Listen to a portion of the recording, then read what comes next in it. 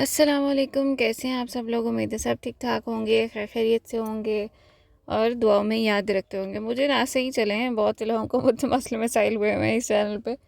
मुझे ना से ही नहीं रखते होंगे दुआओं में याद, लेकिन फिर भी उम्मीद है आप दुआओं में याद रखते होंगे। और जी सब ठीक ठाक है। ये अभी मैं जा रही हूँ इमारत एट्रियम में, यहाँ पे मुझे कुछ काम था। उसके बाद मुझे जाना था J3 मॉल में, वहाँ पे मुझे एक अपनी फ्रेंड से मिलना था। उसकी आज की फ़्लाइट थी, वो आई हुई थी यहाँ पे, लेकिन दुबई एयरपोर्ट से आई थी। उसके बाद उसको शारजा लेके आना था, तो वो वहाँ पे घूमने फिरने के लिए निकल गई। तो अभी उसको लेके आना है मुझे यहाँ पे अपने घर पे। उसके भी बहुत से फड्डे चल रहे हैं। पता नहीं हर किसी के ससुराल के फड्डे हल क्यों नहीं होते हैं, पता नहीं ये क्या है। ये एक ऐसा मुआशरा ही बन गया हुआ है जहाँ पे ससुराल जालिम का जालिम ही रहेगा, चाहे कुछ भी हो जाए। आप कितने भी अच्छे बन जाओ, लेकिन फिर भी कहीं ना कहीं से कुछ ना कुछ मसले निकल ही आते हैं। अभी उस बेचारी की शादी को कोई 3 महीने भी नहीं हुए होंगे पूरे, और उसका डाइवोर्स भी हो गया। और डाइवोर्स भी क्या, फ़ोन पे डाइवोर्स दे दिया लड़के ने, और मानता भी नहीं है इस चीज़ को। डाइवोर्स के पेपर्स भी नहीं दे रहा है। पता नहीं, पहले इतनी लड़ाई झगड़े, इतना शक। आप एक इंसान की जहनियत का ये हाल देखें कि उसको वापस जाना था, जहाँ पे वो काम करता है, वो सऊदीया जाना था उसको वापस। तो वहाँ पे जाने से पहले 1 महीना ज़्यादा से ज़्यादा रहा होगा। उसके बाद उसको वापस जाना था। जाने से पहले अलमारी में उसके कितने कपड़े हैंग हैं, गर्मियों के कितने, सर्दियों के कितने, फैंसी कितने, कैजुअल कितने, उन सबको काउंट करके गया कि अब मैं तुम्हें बताऊंगा कि तुमने दोबारा कपड़े कब बनाने हैं, कब ख़रीदने हैं, कब सिलवाने हैं। उसने अपने हस्बैंड को बोला मुझे काम करना होता है, वो स्टडी करनी होती है, जॉब करती थी पहले, और फिर कुछ ऑनलाइन काम करना होता है, तो मुझे एक लैपटॉप ले दें। वो कहते नहीं, तुम लालची औरत हो। उसने सिर्फ अपने हस्बैंड से लैपटॉप मांगा तो तुम लालची औरत हो। अजीब, सारे दिन घर का काम भी वो करती रहती है, उसके बावजूद भी नहीं, तुम्हें मेरे माँ बाप का ख्याल कोई नहीं है, तुम्हें सिर्फ अपनी पड़ी रहती है। तुम तो हो ही नीच फैमिली से बिलोंग करती हो, तुम लोग तो हो ही मिडिल क्लास, मैंने तो नेकी कर ली तुमसे शादी करके, मुझे तो करनी ही नहीं थी। गंदी बातें इस तरह की। आप मतलब किसी को मेंटली टॉर्चर करना क्या होता है, वो उस इंसान को देख के हमें पता चला। हालांकि मेरी फ्रेंड अच्छी खासी पढ़ी लिखी इंडिपेंडेंट लड़की थी, उसका इतना बुरा हाल कर दिया हुआ है अब कि वो जगह जगह पे, हर अदालत में, हर वुमेन काउंसिल में, कहाँ कहाँ पे वो धक्के खाती फिर रही है कि प्लीज़ मेरे डॉक्यूमेंट्स क्लियर करवा दें, ताकि वो अपने आगे पेपर वर्क करके कहीं पे अपना आगे कंटिन्यू कर सके। वो जॉब नहीं कर सकती क्योंकि लोग बातें करते हैं, वो घर से बाहर नहीं निकल सकती क्योंकि वो फ़ोन पे धमकियाँ देता है, मैं तुम्हें कत्ल करवा दूँगा तुम। और हाल चेक करें, शादी जब हुई हुई थी ना, जब 3 महीने साथ में थे, तो उसको बोलता था कि मेरे हाथ पे ना मेरी बीवी का कत्ल है। कौन सा शौहर है शादी के 3 महीने में ये अपनी बीवी को ऐसी बातें करता होगा? और ठीक ठाक ऐसे भी नहीं है कि कोई अजीब से लोग होंगे, मतलब देखने में सही लगते हैं, पढ़े लिखे, वेल सेटल्ड फैमिली है।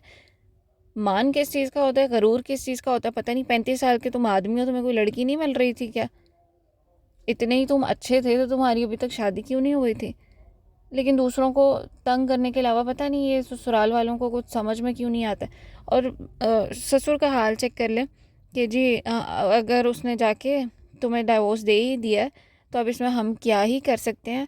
अगर तुम्हारे बच्चे हुए होते तो चलो हम भी कुछ करते।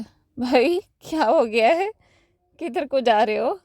शादी को टाइम कितना हुआ है, इतना टॉर्चर करने शुरू हो जाते हैं कि औलाद हुई क्यों नहीं। औलाद अल्लाह की देन है, इसमें किसी का क्या है। और मेरी फ्रेंड के फादर की डेथ को अभी सिर्फ 1 महीना हुआ था, उसके बाद ये शादी हो गई थी, क्योंकि उसके फादर ये रिश्ता तय करके गए थे। तो फिर उन्होंने बोला ठीक है, और फिर ये रिश्ता हो गया। जल्दी जल्दी में ही शादी हो गई, क्योंकि उसके फादर की आखिरी ख्वाहिश थी उसकी शादी। हो गई शादी। अब डाइवोर्स के लिए, पेपर्स के लिए धक्के खाती फिर रही है बेचारी। बहुत ज़हनी अजियत मिल रही है कोर्ट से। उनके अपने, जहाँ पे शादी हुई हुई थी, उनके अपने ही कुछ लॉयर्स हैं, तो वो डॉक्यूमेंट्स क्लियर होने ही नहीं दे रहे हैं, खुला वो लेने नहीं दे रहे हैं, डाइवोर्स के पेपर्स भी नहीं भेज रहे हैं। बेचारी बहुत मेंटली टॉर्चर बर्दाश्त करके तो आई है। तो अभी उसको बुलाया है यहाँ पे कि कुछ दिन के लिए चलो, थोड़ा सा उसका माइंड सेट हो जाए, थोड़ी सी उसकी लाइफ सेटल हो, थोड़ा उसका जहन बदले, तो यहाँ पे आके थोड़ा सा एंजॉय कर लिया। अभी मुझे उसको लेने जाना था। खैर मुझे बहुत सी लेडीज़ ये क्वेश्चन करती हैं कि यहाँ पे फैमिली एक्सपेंसेस बहुत ज़्यादा है, तो कैसे रहा जाए यहाँ पे। हस्बैंड्स बुलाते नहीं हैं कि नहीं यहाँ पे ख़र्चे बहुत ज़्यादा हो जाते हैं, तो आप लोग जहाँ पे हैं वहीं पे टिकी रहें, वहाँ पे ही बैठे हमारे घर वालों की खिदमतें करें, यहाँ पे आने की कोई ज़रूरत नहीं है। हम भी यहाँ पे बैठ के अपने ही घर वालों की खिदमत करेंगे, उनको खर्चा खुर्चा भेज देंगे, उनकी मर्ज़ी होगी तो आपको भी दे देंगे, नहीं देंगे तो कोई बात नहीं, वो बड़े हैं, वो जो करेंगे वो बेहतर करेंगे, सारा घर चला रहे हैं, आपको नहीं भी देंगे तो चलेगा। तो इन शॉर्ट शादी करके दोनों ने मिल सिर्फ ससुराल को देखना, उसने अपना ससुराल देखना और उसने अपना मायका देखना है, बस यही चलता रहता है। लेकिन उन लेडीज़ के लिए यहाँ पे एक अपॉर्चुनिटी ये भी है कि अगर आप यहाँ पे जॉब नहीं कर सकती हैं, अगर आपको अलाउ नहीं है जॉब करना, या अगर आपकी डिग्री आपके पास नहीं है, आपकी क्वालिफ़िकेशन उतनी नहीं है कि आप यहाँ पे जॉब कर सकें, तो ऐसा कोई मसला नहीं है। यहाँ पे आके आप मेस चला सकती हैं। अभी मैं ख़ुद मेस चलाने का सोच रही हूँ। मैं पहले जॉब करती रही हूँ, लेकिन क्योंकि अब मेरे बच्चे छोटे हैं तो इस वजह से मैं जॉब नहीं कर सकती हूँ, घर से बाहर निकलना मुश्किल होता है। तो फिर आप यहाँ पे आके मेस चला सकती हैं। मेस का भी एक प्रोसीजर होता है। अगर तो आप लाइसेंस ले लेते हैं और आप प्रॉपर एक किचन चला रहे हैं तो वो कमर्शियल हो जाता है, उसका बहुत ज़्यादा ख़र्चा आता है। एक लाइसेंस बनाने के लिए ही आपको बहुत सारे पैसे चाहिए, बहुत सारे दिरहम चाहिए। तो वो तो नहीं है बाबा, इतनी पसली नहीं है कि लाइसेंस बना सके। तो बहुत से जो लेडीज़ हैं उन्होंने घर पे ही मेस स्टार्ट किया होता है। वो लेबर को खाना प्रोवाइड करते हैं 3 टाइम का, कहीं पे फ्राइडे ऑफ हो जाता है, कहीं पे संडे ऑफ हो जाता है, वो बता देते हैं। उनका एक मेन्यू सेट होता है, वो फेसबुक पे बहुत से ग्रुप है। मतलब अगर आप रात में पोस्ट डाल रहे हो ना कि ऐसे मेस अवेलेबल है, इस स्टेट में हम प्रोवाइड करेंगे, इस एरिया में हम प्रोवाइड करेंगे, ये टाइमिंग है, तो आपको सुबह तक तो 4-5 ऑर्डर्स मिल जाएंगे। यहाँ पे इतना मेस का काम है। अभी मैंने ख़ुद एक मेस लगवाया हुआ है। रात में 4 बजे मुझे डिलीवरी आती है, क्योंकि उनका सिर्फ काम ही फ़ूड ऑनलाइन डिलीवर करवाने का है। मतलब उनका कोई रेस्टोरेंट नहीं है, कोई कैफ़े नहीं है, बस वो ऐसे ऑनलाइन ऑर्डर्स लेते हैं और फिर खाना डिलीवर कराते हैं।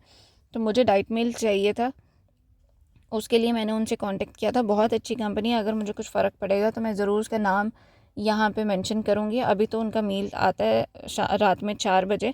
ब्रेकफास्ट, लंच, डिनर, स्नैक और ड्रिंक डेली बेसिस पे वो आता है, फ्रेश आता है, और उस पर उन्होंने मेंशन किया होता है इसमें इतना प्रोटीन है, इतने कार्ब्स हैं, इतना फ़ैट है, वगैरह वगैरह वगैरह। तो ये चलता है। और एक लेडी हैं जो सिर्फ डाइट मील में सिर्फ सैलड प्रोवाइड करती हैं, ग्रीन सैलड होता है, और अगर आपको प्रोटीन सैलड चाहिए तो वो भी प्रोवाइड करती हैं, लेकिन सिर्फ ग्रीन सैलड, जो आप घर में भी पत्ते पुत्ते काट लें और खीरे काट लें, टमाटर काट लें, ये काट कूट के तो आप इसको ग्रीन सैलड बना लें, तो इसका वो 600 दिरहम चार्ज करती हैं सिर्फ ग्रीन सैलड का। और अगर आप प्रोटीन सैलड जिस पर अगर वो थोड़ा सा चिकन ऐड कर दें, थोड़ी सी फ़िश ऐड कर दें, तो उसका वो 800 दिरहम चार्ज करती हैं। ये देखिए मेरा लंच है, ब्रेकफास्ट मैंने खा लिया तो उसमें कैरेट पैनकेक्स है, और ये मेरा डिनर है, इसमें फ़िश और राइस है, और ये थोड़ी सी ब्रोकली है और थोड़े से कोकम्बर वगैरह। ये स्नैक है, इस पे देखें जैसे मेंशन है कैलोरीज, फैट, प्रोटीन का सब कुछ मेंशन होता है इसमें। ऐसे डेली कोई ना कोई स्नैक भी आता है। ये मेरा कल का लंच था बचा बुचा, ये अभी ख़त्म नहीं हुआ था। कॉर्न सैलड था इसमें और पीनट की ऊपर ड्रेसिंग थी। इस तरह से ड्रिंक भी आता है। तो आप लोग ये काम कर सकती हैं यहाँ पे आके। मैं नेक्स्ट वीडियो में इसकी मज़ीद डिटेल आपके साथ शेयर करूँगी। अभी के लिए बस इतना सही। अपना बहुत ज़्यादा ख्याल रखिएगा, दुआ में याद रखिएगा। खुदा हाफिज़।